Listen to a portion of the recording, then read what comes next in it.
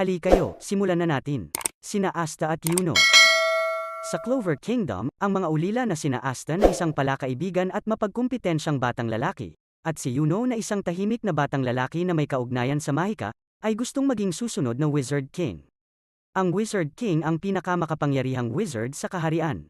Isang araw, dumalo sina Asta at Yuno sa isang magic ceremony upang ang bawat isa ay makatanggap ng grimoire na naaangkop sa kanilang mga kakayahan. Bagamat ang bawat grimoire ay may larawan ng isang karaniwang 3 dahon na clover sa pabalat, na nagsisimbolo ng integridad, pag-asa at pag-ibig, si Yuno ay tumanggap ng isang napakabihirang 4-leaf clover grimoire na nagsisimbolo ng swerte, habang si Asta ay nahihiya kapag ginagawa niya ito, dahil hindi siya makatanggap ng grimoire. Isang tagpo kung saan si Yuno ay inatake ng isang delikadong dating magic knight na nagnanais na nakawin ang 4-leaf clover grimoire.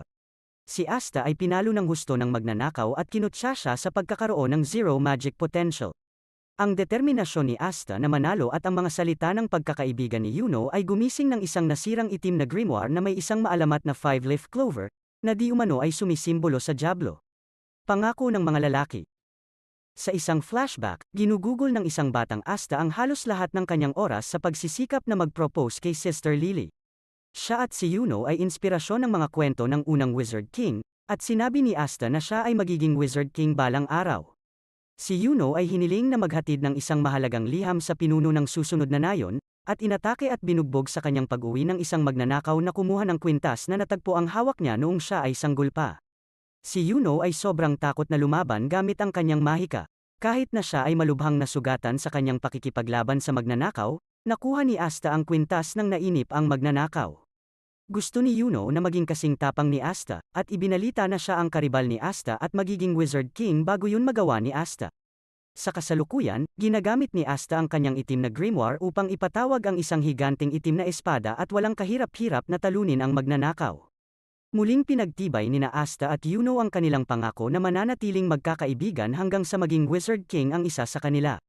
Sa Royal Capital ng Clover Kingdom, walang humpay na nagsasanay sina Asta at Yuno para sa pagsusulit sa Magic Knight Selection at umaasang maging miyembro ng Magic Knight Squads. Ito ang 9 na squad ng mga kabalyero na gumagamit ng magic para sa labanan, sa ilalim ng utos ng Wizard King upang ipagtanggol ang Clover Kingdom. Ang tunggalian nina Asta at Yuno ay umabot sa isang bagong antas ng kompetisyon. Nag-host sina Father Orgy at Sister Lily ng isang party para sa nalalapit nilang pag-alis. Binabati si Yuno sa kanyang inaasahang tagumpay sa hinaharap, at banayad na pinapaalalahanan si Asta na kapag nabigo siya ay palagi siyang makakauwi. Si Nash, isang ulila, ay nagsabi kay Asta na kung siya ay magiging isang Magic Knight maaaring mga hulugan nito na ang mga pangarap ng lahat ay maaaring matupad kahit na ang mga pangkaraniwan at ulila. Aalis sina Asta at Yuno patungo sa kabiserang lungsod. Isang paglalakbay ng ilang araw na paglalakad. Patuloy silang nagsasanay habang sila ay naglalakbay at nagpapalakas ng nagpapalakas. Kahit daig pa rin ni Yuno si Asta sa pamamagitan ng mahika, gumagamit ng lakas at pisikal na kasanayan si Asta. Dumating sila sa kabisera ng lungsod. Sa pagsusulit ng Magic Knight, kung saan, kailangan nilang magtagumpay at maging mas makapangyarihan kaysa sa iba pang mga kalahok sa Magic Knight Selection. Ang Magic Knight's Entrance Exam. Nagrehistro sina Asta at Yuno para sa pagsusulit, at nalaman na si Yuno ay kilala na sa pagtanggap ng 4-leaf clover grimoire.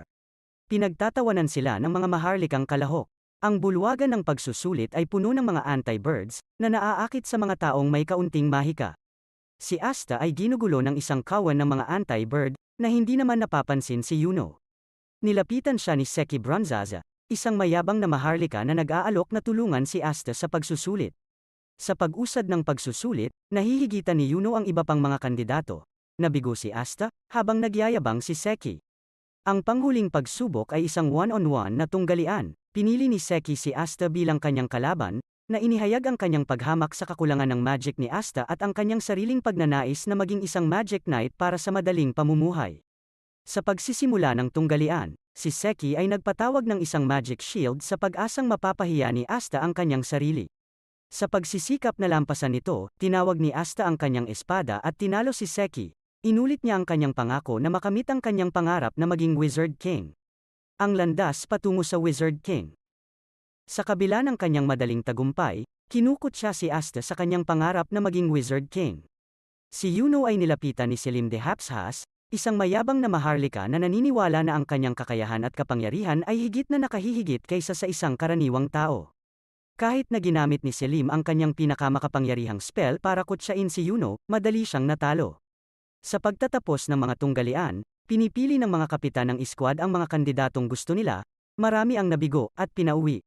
Pinili si Yuno ng lahat ng 9 na kapitan ng squad, at pinili niyang sumali sa Golden Dawn, na karaniwang tumatanggap lamang ng galing sa mga maharlikang pamilya.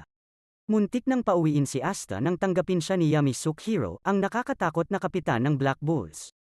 Si Seki, na tinanggap ng hindi gaanong prestihiyosong Green Mantis squad, ay nagpasya na gumanti at tumawag ng butiki na ang makamandag na kagat ay makakapilay kay Asta habang buhay. Sinira ni Yuno ang butiki, gayunpaman, tumakas si Seki.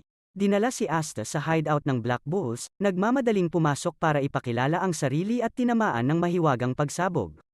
Habang siya ay itinapon pabalik, tinanggap siya ni Yami sa Black Bulls, ang pinakamasamang Magic Knight squad sa kaharian. Ang mga Black Bull. Sa punong tanggapan ng Golden Dawn, nakatagpo ni Yuno si Klaus Lunet, isang Golden Dawn Knight na nagtatanong sa kanyang pagiging karapat-dapat bilang isang miyembro. Natuklasan ni Asta na ang pagsabog ay sanhi ng 2 Black Bull Knights na nag-aaway, at ilang iba pang mga Magic Knights ang kumikilos ng kakaiba. Pinatunayan ni Yami ang kanyang lakas sa pamamagitan ng isang galit na titig.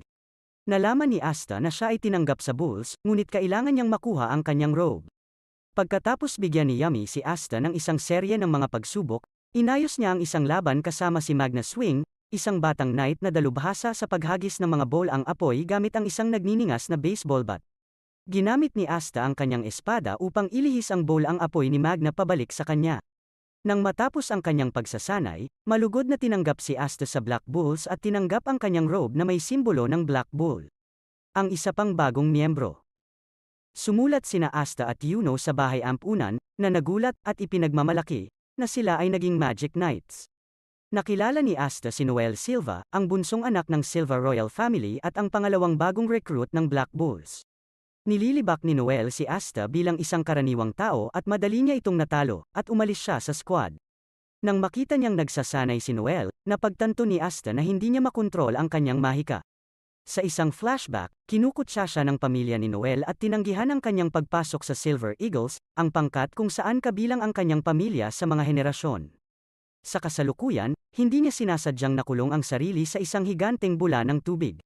Nang mahanap ni Asta si Noel, pinilit siya ni Yami na iligtas siya. Napagtanto niya na tinanggap na siya ng mga Bulls kung sino siya at muli siyang sumali sa squad.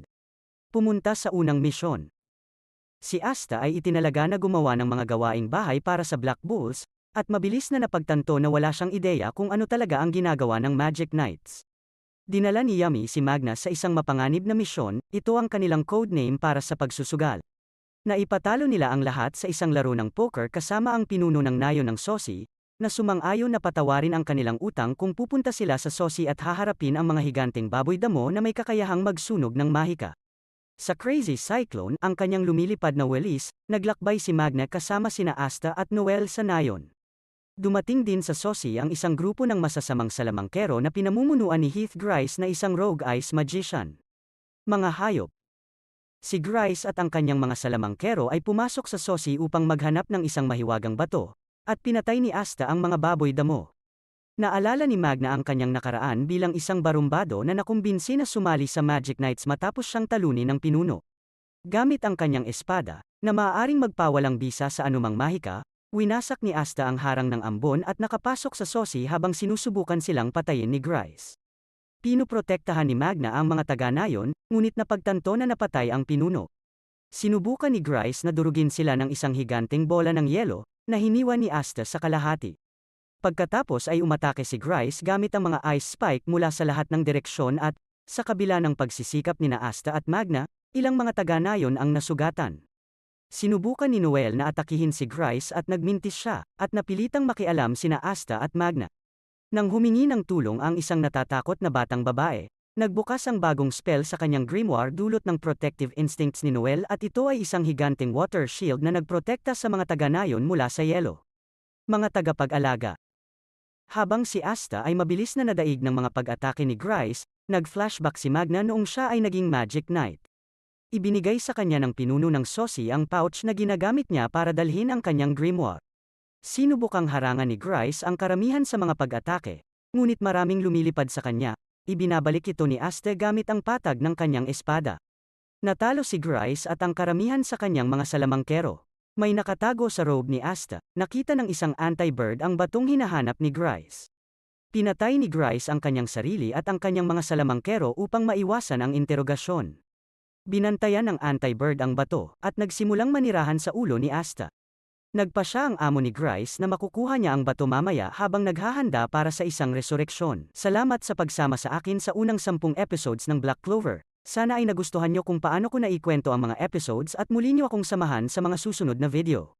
Sana din ay i-like and subscribe nyo naman ang channel ko upang makareceive kayo ng update kapag nai-upload ko na ang mga susunod na videos.